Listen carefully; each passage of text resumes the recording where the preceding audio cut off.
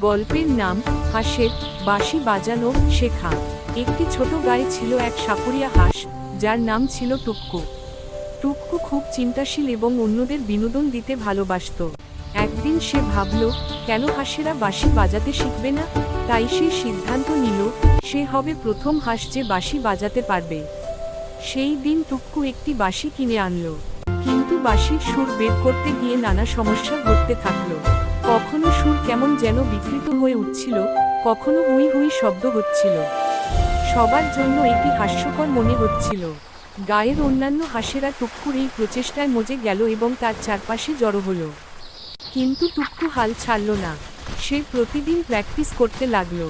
সময়ের সঙ্গে সঙ্গে তার সুর একটু একটু করে উন্নত হতে লাগলো। গায়ের হাঁসেরা টুক্কুর সাফল্য দেখতে পেয়ে তার প্রশংসা করতে লাগলো। একদিন টুক্কু একটি সুন্দর সুরে বাঁশি বাজিয়ে সবাইকে মুগ্ধ করেছিল। তারা তাকে করতালি দিল এবং টুক্কু বুঝতে পারল, চেষ্টা ও অধ্যবসায়ের মাধ্যমে কিছু না কিছু অর্জন করা সম্ভব। এর ফলে গায়ের সবাই সুখী হলো এবং টুক্কু তাদের কাছে এক নতুন নায়ক হয়ে উঠল।